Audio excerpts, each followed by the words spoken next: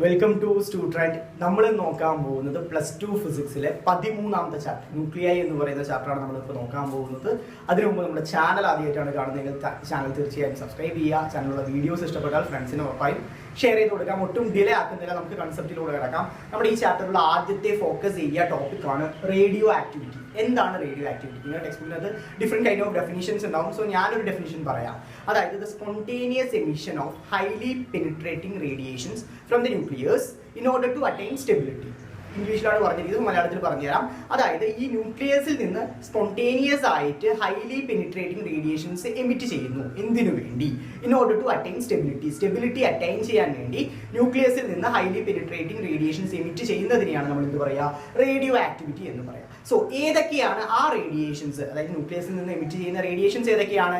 Alpha, beta, gamma. ഈ 3 radiations ആണ് നമ്മൾ ന്യൂക്ലിയസിൽ നിന്ന് എമിറ്റ് ചെയ്യുന്നത്. എന്തിനു വേണ്ടിയാണ് എമിറ്റ് ചെയ്യുന്നത്? In order to attain stability. Nucleus stable ആവാൻ വേണ്ടി അല്ലെങ്കിൽ സ്റ്റെബിലിറ്റി അറ്റൈൻ ചെയ്യാൻ വേണ്ടി ഈ പറയുന്ന റേഡിയേഷൻസ് എമിറ്റ് ചെയ്യുന്ന ആ ഒരു ഫിനോമിനനെയാണ് നമ്മൾ എന്ത് പറയുക? റേഡിയോ ആക്ടിവിറ്റി എന്ന് പറയുന്നത്. വൃത്തിയായിട്ട് മനസ്സിലാക്കുക. കാരണം ഡെഫിനിഷൻ പരീക്ഷകൾ ചോദിക്കാറുണ്ട്, അതുകൊണ്ടാണ് ഞാനിത് പറഞ്ഞത്. ഈ ചാപ്റ്ററിലുള്ള അടുത്ത വളരെ ഇമ്പോർട്ടൻ്റ് ആയ ഫോക്കസ് ഏരിയ ടോപ്പിക്കാണ് ലോ ഓഫ് റേഡിയോ ആക്ടിവിറ്റി. നമ്മൾ പല ലോസും പഠിച്ചിട്ടുണ്ട്, പക്ഷേ ഇവിടെ ലോയേക്കാളും ഇമ്പോർട്ടൻ്റ് ആയിട്ട് വരുന്നത് അത് തുടർന്ന് വരുന്ന ഡെറിവേഷൻ ആണ് അത്രയും ഇമ്പോർട്ടൻസ് കൊടുക്കുന്നത്. സോ ഡെറിവേഷൻ വൃത്തിയായിട്ട് പഠിക്കാം. സോ എന്താണ് ലോ ഓഫ് റേഡിയോ ആക്ടിവിറ്റി പറയുന്നതെന്ന് വെച്ചാൽ, the law states that the rate of disintegration is directly proportional to the number of radioactive nuclei present at that particular instant. So നമുക്ക് formula രൂപത്തിൽ നമുക്ക് പഠിക്കാം. So rate of disintegration എന്നതിന് നമുക്ക് എങ്ങനെ denote ചെയ്യാം? dN ഡിവൈഡഡ് ബൈ dt എന്ന് represent ചെയ്യാം. നമുക്കറിയാം എപ്പോഴും നമ്മൾ റേറ്റ് എന്തിനെ ബേസ് ചെയ്തിട്ടാണ് പറയുക? സമയത്തിനെ ബേസ് ചെയ്തിട്ടാണ് പറയുക. So dN divided by dt is directly proportional to -n. n എന്ന് പറയാൻ ന്യൂക്ലിയൈനെയാണ് റെപ്രസെന്റ് ചെയ്യുന്നത്. മൈനസ് സൈൻ എന്തുകൊണ്ടാണ് ഇട്ടിരിക്കുന്നത്? പലർക്കും ഡൗട്ട് ഉണ്ടാവും.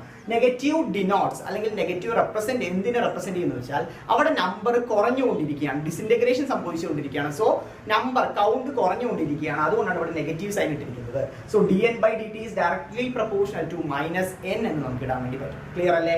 So rate of disintegration is directly proportional to the number of nuclei present at that particular instant. Clear? ഇനി നമുക്ക് പ്രൊപ്പോർഷണാലിറ്റി മാറ്റാൻ വേണ്ടി നമുക്ക് ഒരു കോൺസ്റ്റന്റിനെ ഇൻട്രൊഡ്യൂസ് ചെയ്യാം. dN divided by dt equal to -λ into n എഴുതാം. -λ into n എഴുതാം. ഇവിടെ ലാംഡയാണ് നമ്മൾ ഇൻട്രൊഡ്യൂസ് ചെയ്യുന്ന കോൺസ്റ്റന്റ്. പ്രൊപ്പോർഷണാലിറ്റി മാറ്റാൻ വേണ്ടി നമ്മൾ ഇൻട്രൊഡ്യൂസ് ചെയ്യുന്ന കോൺസ്റ്റന്റ് ആണ് ലാംഡ എന്ന് പറയുന്നത്. ക്ലിയർ? ഇനി നമ്മൾ നെക്സ്റ്റ് സ്റ്റെപ്പിൽ നമ്മൾ ഇന്റഗ്രേഷൻ ചെയ്യുകയാണ്. We are integrating.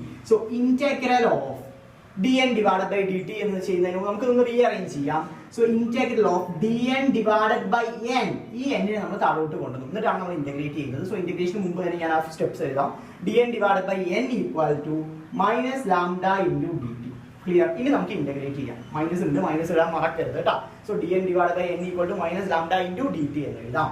സോ ഇനി നമുക്ക് ഇന്റഗ്രേറ്റ് ചെയ്യാം. Integral of dN divided by n equal to -λ, constant ആണ്, പുറത്തെടുക്കാം. Integral of dt. ഇനി നമുക്ക് ഇന്റഗ്രേഷൻ, പ്യുവർ ഇന്റഗ്രേഷൻ ആണ്, മാത്സിൽ ഇന്റഗ്രേഷൻ എല്ലാവരും പഠിച്ച പിള്ളേരാണ്. സോ എന്ത് വരും? log n equal to 1/n നമ്മൾ ഇന്റഗ്രേറ്റ് ചെയ്താൽ log n ആണ് വരിക. So log n equal to -λ into t plus c എന്ന് വരും. ഇന്റഗ്രേഷൻ കോൺസ്റ്റന്റ് ഇടാൻ മറക്കരുത്, പ്ലസ് c എന്ന് വരും. So log n equal to -λ t plus c. ഇതുവരെ എല്ലാവർക്കും മനസ്സിലായി എന്ന് വിചാരിക്കുന്നു. ഇനി നമ്മൾ വളരെ ഇമ്പോർട്ടന്റ് ആയ ഒരു സ്റ്റെപ്പിലോട്ട് കിടക്കുകയാണ്. അതായത് സിയുടെ വാല്യൂ നമ്മൾ കണ്ടുപിടിക്കാൻ പോവാണ്. എങ്ങനെ കണ്ടുപിടിക്കാൻ എന്ന് വെച്ചാൽ, ടൈം നമ്മൾ 0 ആയിട്ട് എടുക്കുക. When t equal to 0, time 0, അതായത് ഇനീഷ്യൽ ടൈമിനകത്ത് നമുക്ക് എന്ത് പറയാം? ഈ പറയുന്ന നമ്പർ ഓഫ് ന്യൂക്ലിയൈ എന്തായിരിക്കും? മാക്സിമം ആയിരിക്കും. ഇനീഷ്യൽ ടൈമിൽ നമ്പർ ഓഫ് ന്യൂക്ലിയൈ മാക്സിമം ആയിരിക്കും. കാരണം ഒരു ഡിസിൻറ്റഗ്രേഷനും സംഭവിച്ചിട്ടില്ല, ഇനീഷ്യൽ ആണ്. സോ ടൈം 0 ആകുന്ന സമയത്ത് n ഈക്വൽ ടു n0, അതായത് മാക്സിമം n0 ആണ്, മാക്സിമം ആണ്. പീക്ക് എന്നൊക്കെ നമ്മൾ പറയില്ലേ, നോട്ട് വെച്ച് ഡിനോട്ട് ചെയ്താൽ പീക്ക് ആണ് നമ്മൾ എപ്പോഴും റെപ്രസെന്റ് ചെയ്യുക. When time equal to 0, n equal to n0 നമുക്ക് എഴുതാൻ വേണ്ടി പറ്റും. അതെടുത്ത് നമുക്ക് ഇതിൽ സബ്സ്റ്റിറ്റ്യൂട്ട് ചെയ്യാലോ? സബ്സ്റ്റിറ്റ്യൂട്ട് ചെയ്യാം. So log n not equal to lambda t. അപ്പൊ എന്ത് വരും? lambda into 0, മൈനസ് ഉണ്ട് കേട്ടോ, മൈനസ് ഇടാൻ മറക്കരുത്. -λ into 0 പ്ലസ് c. അപ്പൊ എന്ത് വരും? log n not equal to c എന്ന് വരും. കാരണം lambda into 0, എനിത്തിങ് 0ന്റെ ഒപ്പം മൾട്ടിപ്ലൈ ചെയ്താൽ 0 ആണ് വരിക. So log n not equal to c, നമുക്കൊരു ഇക്വേഷൻ കിട്ടി. log n not equal to c എന്ന് പറയുന്ന ഇക്വേഷൻ കിട്ടി. വളരെ ഇമ്പോർട്ടന്റ് ഇക്വേഷൻ ആണ്. ഈ ഇക്വേഷൻ എടുത്ത് നമുക്ക് ഇതിനെ ഇക്വേഷൻ നമ്പർ 1 എന്ന് കൊടുക്കാം. ഇതിന് ഇക്വേഷൻ നമ്പർ 2 എന്ന് കൊടുക്കാം. അപ്പൊ സബ്സ്റ്റിറ്റ്യൂട്ടിങ് ഇക്വേഷൻ നമ്പർ 2 in 1, അതായത് രണ്ടാമത് കിട്ടിയ ഇക്വേഷൻ സിയുടെ വാല്യൂ എടുത്ത് നമ്മൾ ഇക്വേഷൻ 1 സബ്സ്റ്റിറ്റ്യൂട്ട് ചെയ്യാൻ പോവാണ്. So log n equal to minus lambda t plus സിക്ക് പകരം നമുക്ക് എന്ത് സബ്സ്റ്റിറ്റ്യൂട്ട് ചെയ്യാം? ലോഗ് n നോട്ട് എന്ന് സബ്സ്റ്റിറ്റ്യൂട്ട് ചെയ്യാം. ക്ലിയർ അല്ലേ? എങ്ങനെ ലോഗ് n നോട്ട് കിട്ടിയെന്ന് മനസ്സിലായോ? ഈ പറയുന്ന സിക്ക് പകരം നമ്മൾ ലോഗ് n നോട്ട് സബ്സ്റ്റിറ്റ്യൂട്ട് ചെയ്തിരിക്കുകയാണ്. സോ ഈക്വൽ ടു നെക്സ്റ്റ് സ്റ്റെപ്പിലോട്ട് നമുക്ക് എന്ത് കിടക്കാം? ലാംഡ ടി നമുക്ക് പോസിറ്റീവ് ആയിട്ട് തന്നെ വെക്കാം. ലാംഡ ടീനെ പോസിറ്റീവ് ആയിട്ട് വെച്ച് വെച്ചാൽ lambda t equal to log n naught minus log n എന്ന് വരും. Lambda t equal to log of n naught minus log n എന്ന് വരും. ലാംഡ ടീനെ ഇങ്ങോട്ട് കൊണ്ടുവന്നു, ലോഗ് n നെ അപ്പുറത്തെ സൈഡിലോട്ട് കൊണ്ടുപോയി. ക്ലിയർ അല്ലേ? So lambda t equal to log of a minus log of b എത്രയാണ്? Log of a by b ആണ്. അപ്പൊ log of n naught divided by n എന്ന് വരും. Log of n naught divided by n എന്ന് വരും. മനസ്സിലാവുന്നുണ്ടെന്ന് വിചാരിക്കുന്നു. ഇനി നമുക്ക് എന്ത് ചെയ്യാം? ലോഗ് കളയാം. ലോഗ് എങ്ങനെ നമുക്ക് കളയാം? ലോഗ് കളയാൻ വേണ്ടി നമ്മൾ എക്സ്പോണൻഷ്യൽ എടുത്താൽ മതി. സോ എക്സ്പോണൻഷ്യൽ എടുക്കുകയാണ്. So e power of lambda t equal to e power of, അല്ലെങ്കിൽ എക്സ്പോണൻഷ്യലും ലോഗും കൂടി വന്നാൽ ക്യാൻസൽ ഔട്ട് ചെയ്യും. സോ നമുക്ക് ലോഗ് ഇല്ലാതെ തന്നെ എഴുതാം. n naught divided by n എന്ന് എഴുതാം. E power of lambda t equal to n naught divided by n എന്ന് നമുക്ക് എഴുതാൻ വേണ്ടി പറ്റും. ക്ലിയർ അല്ലേ? ദെൻ നെക്സ്റ്റ് സ്റ്റെപ്പിനകത്ത് നമ്മൾ കണ്ടുപിടിക്കാൻ പോകുന്നത് n ആണ് കണ്ടുപിടിക്കുക. So n equal to n naught divided by e power of lambda t. So n equal to n naught into e power of minus lambda t എന്ന് വരും. n equal to n naught into e power of minus lambda t. എങ്ങനെയാണ് negative sign വന്നത്? ഈ പറയുന്ന e power of lambda t ന്യൂമറേറ്ററിൽ പോകുമ്പോൾ എന്താവും? e power of minus lambda t എന്ന് വരും. So n equal to n naught into e power of minus lambda t എന്ന് നമുക്ക് കിട്ടും. ഈ ഇക്വേഷൻ എന്താണ് പറയുന്നതെന്ന് വെച്ചാൽ number of radioactive nuclei decreases exponentially with the time. Number of radioactive nuclei decreases exponentially with the time. ഇതാണ് ഈ പറയുന്ന ഇക്വേഷന്റെ കൺക്ലൂഷൻ, അല്ലെങ്കിൽ ഇതാണ് സൂചിപ്പിക്കുന്നത്. ഓക്കെ, അപ്പൊ ഈ പറയുന്ന റേഡിയോ ആക്റ്റീവ് ഡീകേ ലോ എന്ന് പറഞ്ഞാൽ കംപ്ലീറ്റ് ആയിട്ട് ഇതുവരെ എഴുതാൻ ശ്രമിക്കുക. ആ മാർക്കിനെ ബേസ് ചെയ്ത് എഴുതാം. അതായത് 1 മാർക്ക് ഒക്കെ ആണെന്ന് വെച്ചാൽ ജസ്റ്റ് ഡെഫിനിഷൻ മാത്രം എഴുതിയാൽ മതി. പിന്നെ ആ ഫസ്റ്റ് ഇക്വേഷൻ എഴുതിയാൽ മതി. സപ്പോസ് കൂടുതൽ മാർക്കിനാണ് ചോദിക്കുന്നത് വെച്ചാൽ കംപ്ലീറ്റ് ആയിട്ട് ഡെറിവേഷൻസ് എഴുതി തന്നെ റെപ്രസെന്റ് ചെയ്യും. ക്ലിയർ ആവുമെന്ന് വിചാരിക്കുന്നു. ഓക്കെ, ഈ ചാപ്റ്ററിലുള്ള വളരെ ഇമ്പോർട്ടൻ്റ് ആയ അടുത്ത ചോദ്യമാണ് ആൽഫ ഡീകേ എന്ന് പറയുന്നത്. എന്താണ് ആൽഫ ഡീകേ എന്ന് പറഞ്ഞാൽ? It is the process of spontaneous emission of alpha particle from the nucleus in order to attain stability. ന്യൂക്ലിയസിൽ നിന്ന് ആൽഫ പാർട്ടിക്കിൾ സ്പോണ്ടേനിയസ് ആയിട്ട് എമിറ്റ് ചെയ്യപ്പെടും. എന്തിനു വേണ്ടി?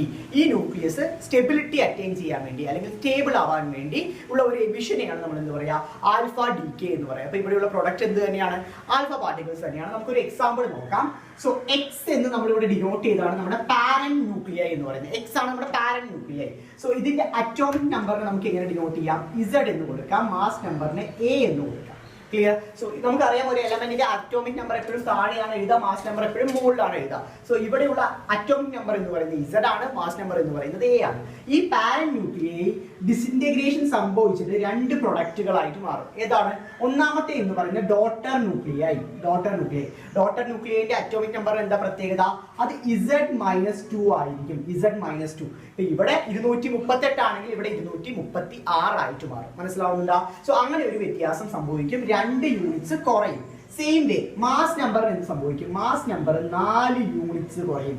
അറ്റോമിക് നമ്പർ 2 യൂണിറ്റ്സ് കുറയും, മാസ് നമ്പർ 4 യൂണിറ്റ്സ് കുറയും. സോ Z പോയിട്ട് Z-2 ആവും, A പോയിട്ട് A-4 ആയിട്ട് മാറും. പ്ലസ് നമുക്കിവിടെ എന്ത് ഫോം ചെയ്യണം? ആൽഫ പാർട്ടിക്കിൾസ് ഫോം ചെയ്യണം. ഇവിടെ നമ്മൾ ആൽഫ പാർട്ടിക്കിൾസിനെ എന്തിന്റെ ബേസിസിലാണ് റെപ്രസെന്റ് ചെയ്യുക?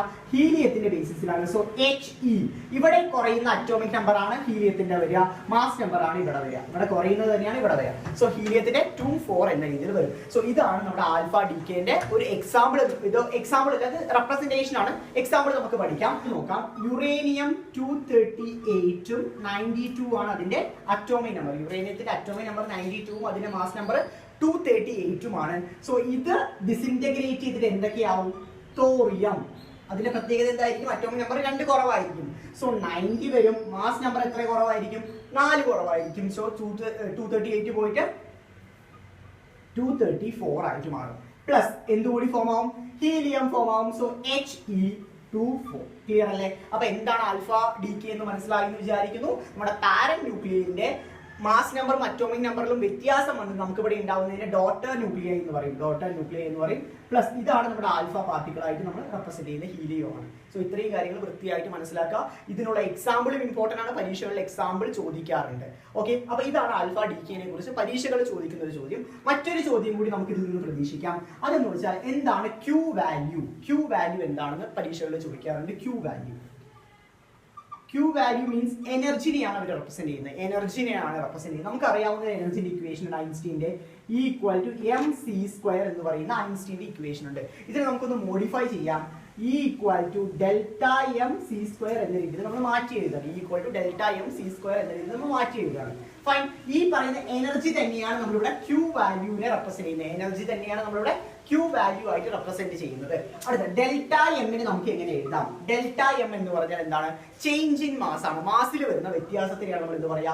ഡെൽറ്റ ഉപയോഗിച്ചിട്ട് നമ്മൾ റെപ്രസെന്റ് ചെയ്യുക. ഡെൽറ്റ എൻതാൽപ്പി എന്നൊക്കെ പറയില്ലേ? ചേഞ്ച് ഇൻ എൻതാൽപ്പിനെ ഡെൽറ്റ എച്ച് എന്നൊക്കെ റെപ്രസെന്റ് ചെയ്യുന്ന പോലെ ഡെൽറ്റ എം എന്ന് പറഞ്ഞാൽ ചേഞ്ച് ഇൻ മാസിനെയാണ് റെപ്രസെന്റ് ചെയ്യുക. സോ ഇവിടെയുള്ള പാരന്റ് ന്യൂക്ലിയസും നമ്മുടെ പ്രൊഡക്റ്റിന്റെയും മാസിൽ വരുന്ന വ്യത്യാസത്തിന് നമുക്ക് എങ്ങനെ റെപ്രസെന്റ് ചെയ്യാം?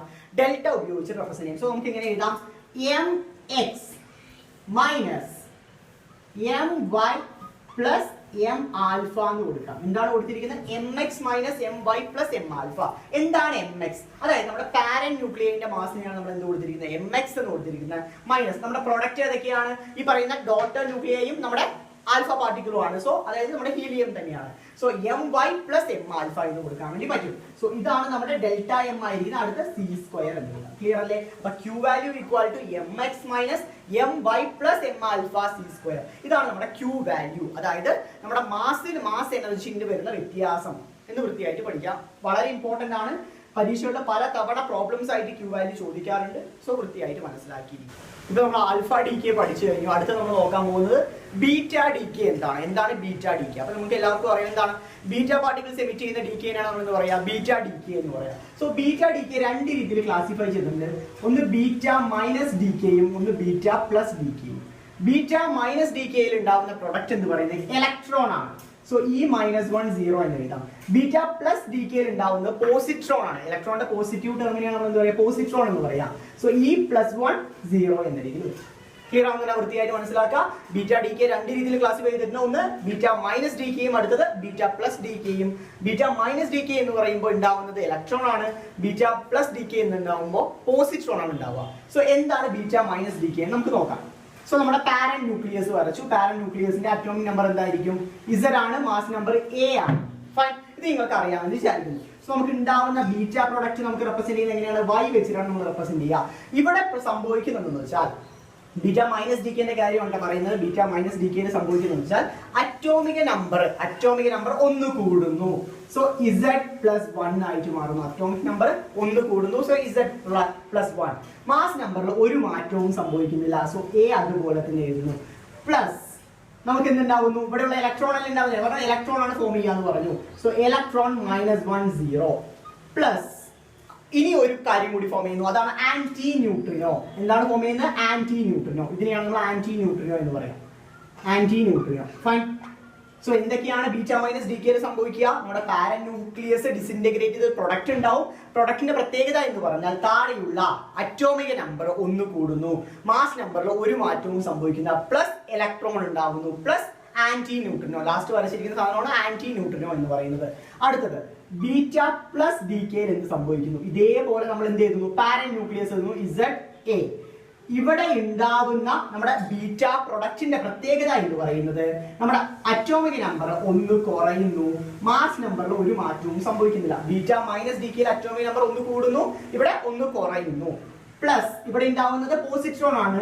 സോ E1 0 പ്ലസ് ഇവിടെ ഉണ്ടാവുന്നത് ന്യൂട്രിനോ ആണ്. അവിടെ ഉണ്ടാകുന്ന ആന്റി ന്യൂട്രിനോ ആയിരുന്നു. ഇവിടെ ഉള്ളത് ന്യൂട്രിനോ ആയിരിക്കും. ഫൈൻ. സോ അതുകൂടി വൃത്തിയായിട്ട് മനസ്സിലാക്കി വെക്കുക. സോ ഇതാണ് ബീറ്റ ഡികെയുടെ രണ്ട് ക്ലാസിഫിക്കേഷൻസ്. രണ്ടിന്റെയും ജനറൽ സ്ട്രക്ചേഴ്സ് വളരെ ഇമ്പോർട്ടന്റ് ആണ്. പരീക്ഷകൾ ചോദിക്കാൻ ചാൻസ് ഉള്ളതാണ്. ഇവിടെ അറ്റോമിക് നമ്പർ കൂടുന്നു. ഇവിടെ അറ്റോമിക് നമ്പർ കുറയുന്നു.